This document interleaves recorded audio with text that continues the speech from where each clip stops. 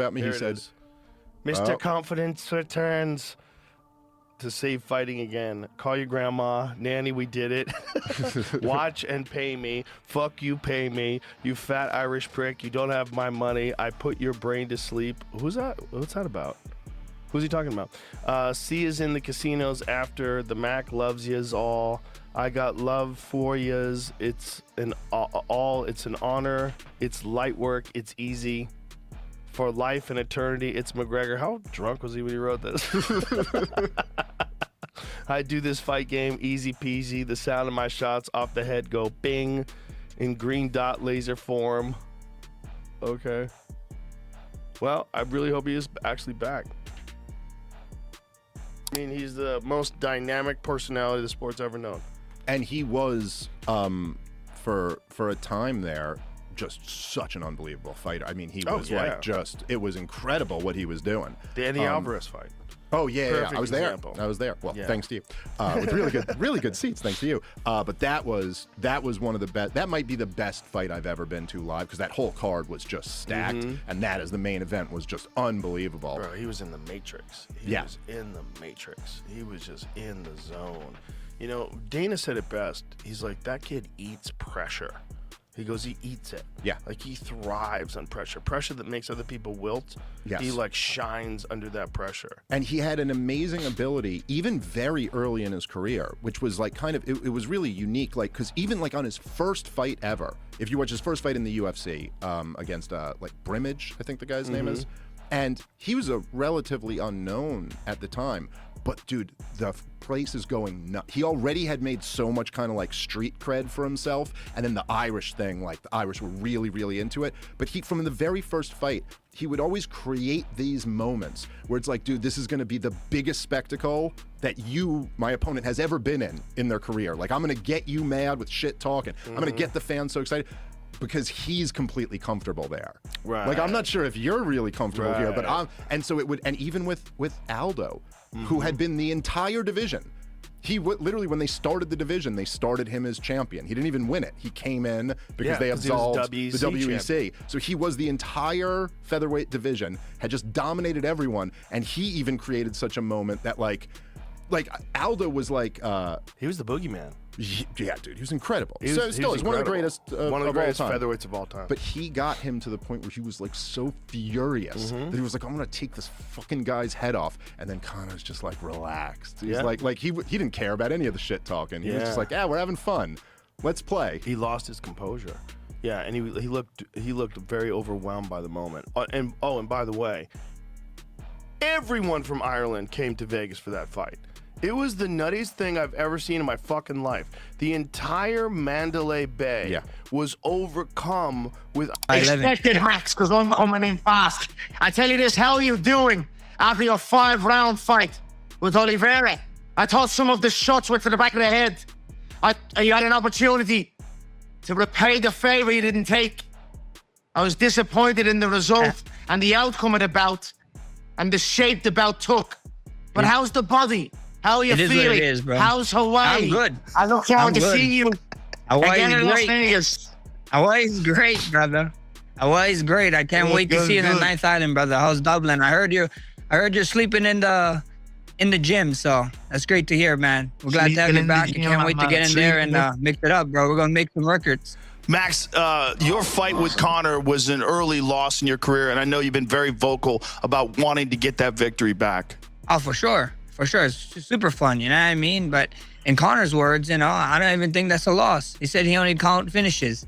And last time I checked, that was a decision. So we're on over into his fight, and I like this. I like this. Good. Ring the bell. I like it. I swear. My head is everything here. My head is everything. Come. I hope this. Then I hope this. Boom, boom, boom. Okay? Boom, boom, boom. The fight is over here. The fight is over here. And then I want this head.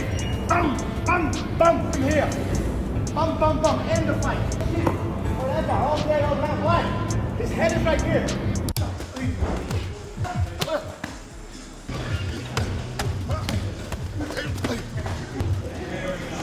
Oh.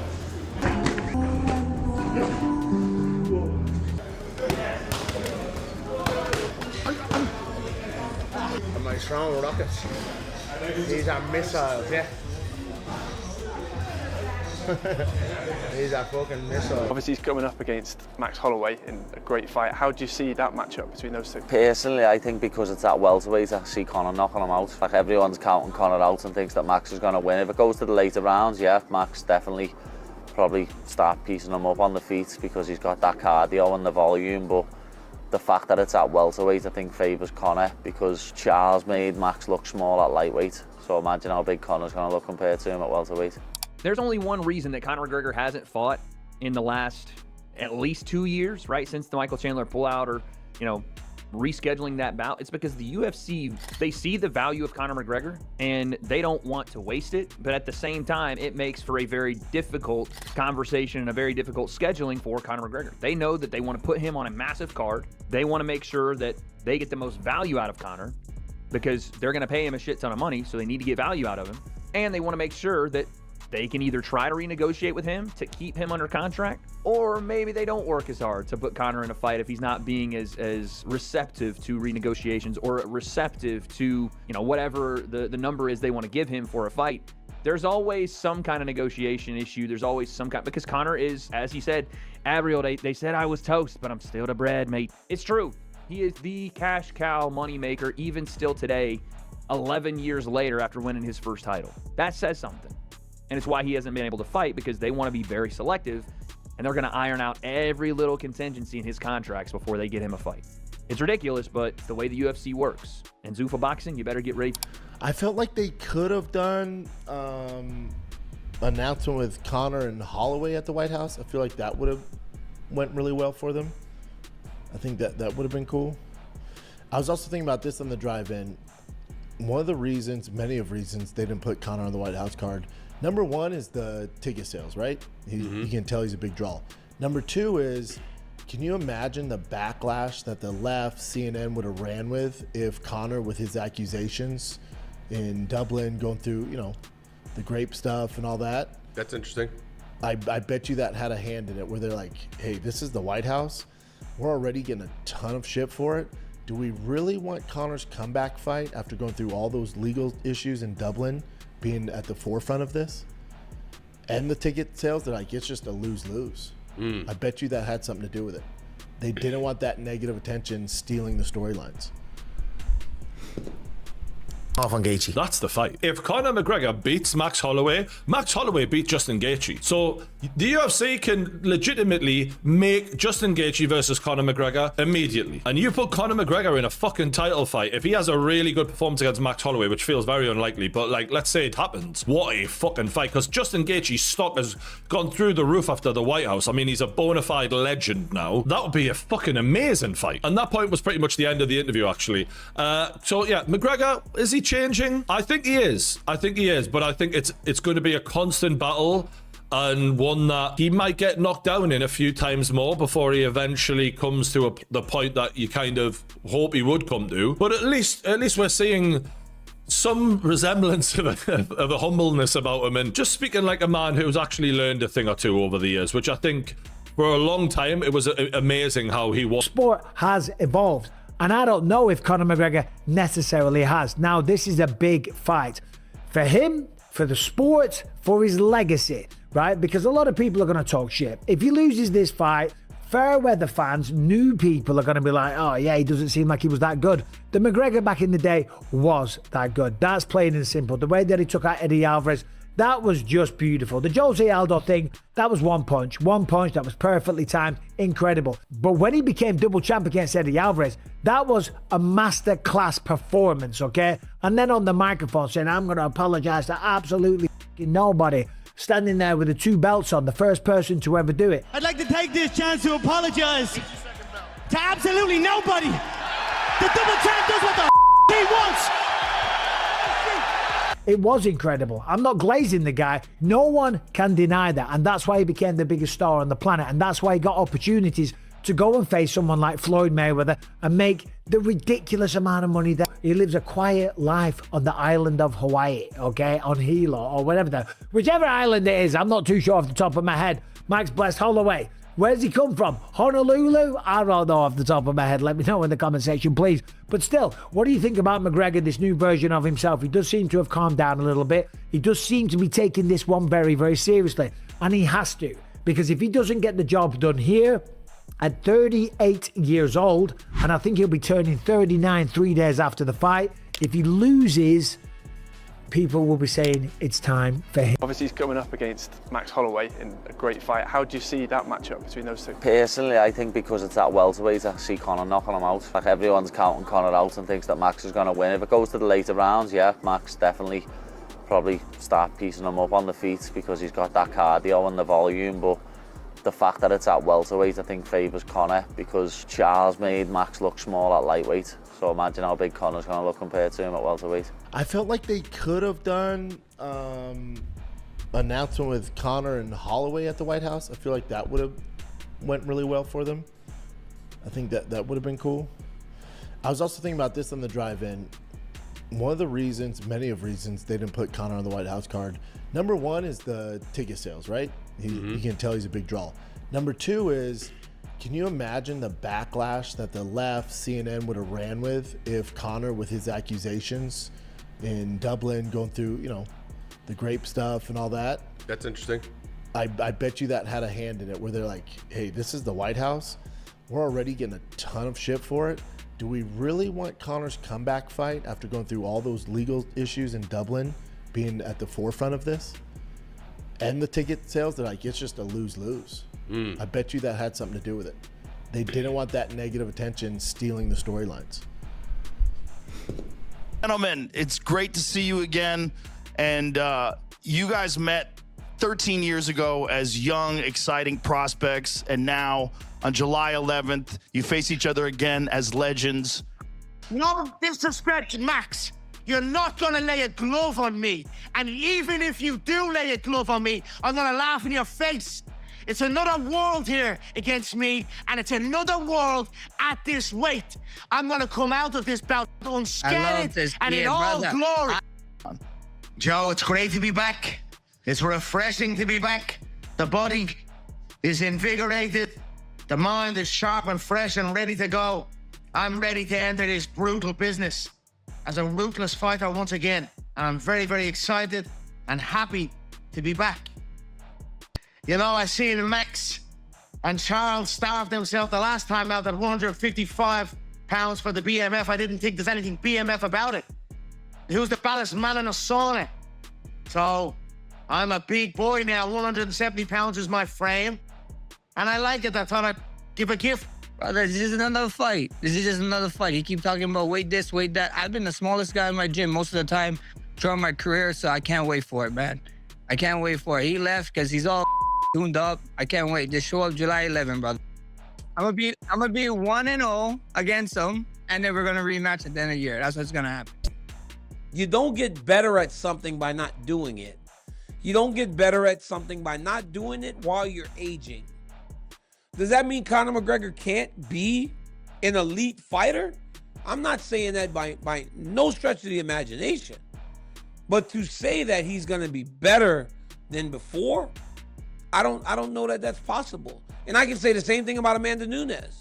She's tremendous, but she's been away for a long time. I can't expect her to be better than she was before. I can't expect Conor to be better than he was before. Now, does that mean that the version of Conor McGregor that shows up isn't still good enough to win? No. That version from 5 years ago, who I believe that even if you are able to fight at that level is very special, that version could be enough, but it also couldn't. So this is far from an easy fight for Conor McGregor, and I respect the out of him for coming back at 38 years old with apparently hundreds of millions of dollars in the bank account and fighting Max Holloway that's been so active, and the fight happening at 170 pounds. I do think that gives Conor a little bit of an advantage there. I think in terms of fluidity, speed and all the rest of it, and putting combinations together, there's no one in the UFC that does that better than Max Holloway anyway, so of course he has the advantage there. But when it comes to raw, one-punch knockout power, of course you got to give that to McGregor, right? that left hand is phenomenal. Whether it's an uppercut, a straight left, whatever it is, it'll put people to sleep. And certainly at 170 pounds, when McGregor's going to naturally be the bigger guy, he's going to have a big power advantage. But the longer the fight goes, as it starts to get into the championship rounds, Max is probably going to pull away with the stamina and the cardio, right? Yeah, if anybody's shooting takedowns, I think it would be Conor. I don't think Max is going to be shooting takedowns out there. Obviously in the first fight, Conor had a torn ACL maybe, so he was compromised, and he did go to the wrestling to secure some of those rounds. That was smart on him, but I don't think Max is going to be shooting out there. I think Max needs to get in his face early, push the pace like he always does, because you can't let Conor it can't be the Conor show. If he's out there, you're fighting his pace, he's playing to the crowd, messing with you. Like he's a bit of a front runner. You got to get in his face and let him know he's in a fight early. And Max has the ability to do that. And now I think with the punching power and this being at 170, Max can make Conor respect him if he touches him. He's going to feel the power and realize, oh, this guy can, he's got it all. He got volume, he's got timing, he could punch. But that's what you have to do. You have to disrupt Conor early on in the fight, because it'll be like a snowball. It'll get bigger and bigger each round if Conor gets in front and starts winning the rounds. You just got to get in his face. Okay. 10 years ago, which we'd have to think is a better version, we don't get better with time. 10 years ago, Conor, who beat Max, barely got through all 15 minutes. An active, hungry, poor, training twice a day, every day, Conor barely got through 15 minutes. So we're not going to pretend that Conor can win a decision. And we're not going to pretend Conor's going to knock Max out. But we also don't pretend that Conor has to have a puncher's chance. We know this guy's good with the hands. The issue is you brought the one guy who not only has never been knocked out, he's never been knocked down. Now, I realize that stat is no longer true because Ilia Topuria did both. But that was the stat going into the fight with Ilia. Look, Ilia knocks everybody out. Max Holloway's never been knocked out. Max Holloway's never even been knocked down. So now you got Conor, who's got a puncher's chance at best, but he's got to do it on a guy that has never been affected by punches, save one. 22% believes that Holloway's going to get it done, to 28% for Conor McGregor. Damn, they're giving Conor McGregor more of a shot than they are Justin Gaethje. It's crazy. I think it's crazy. And Justin Gaethje's been active, dude. I think both guys are crazy. Both are crazy. I do think. I think Conor's going to be prepared. He's going to come out and he's going to put his best foot forward. Of course, Holloway has been active. We know Holloway is a real deal. But I think he will be prepared, and I think he will come ready to fight. So I can't wait to see him. Of July 11th? Yeah. When would you think they would put me back in? When would you think they would put me back in? The second one? Yeah. I don't know. April 2027. It's locked in. And then the Terence Crawford one came up. 2-fight deal. They were saying, maybe Boxing Force says, listen, lads, I've done this. I've done the boxing. They have to come to me now. I'll do the boxing after. So we just worked out of a 2-fight deal. Wow. Mixed martial arts first. With Terence? With Terence. And boxing after. I said, he's not going to accept it. And now we're here, he did what he did. He changed the sport in a major way. Glad to have him back. But unfortunately, he got to see me, and 5 years is a long time, but I'm getting ready for the best Conor McGregor there is. I know he's taking it serious. It looks like he's taking it very serious, and I'm excited for the challenge. I mean, me and Conor changed so much from that first fight, man. He helped grow the sport a lot. He did big things. We both became undisputed champions. We both built a legacy for our namesake, So at the end of the day, there's a lot of things that we both did, and I'm just excited that I get to have another rematch and I get to right a wrong. It's just another fight, right? I've been having this 10+ year rematches. It's all love always, Conor. I just can't wait, bro. I see you in July 11th, 9th Island. It's gonna be fun.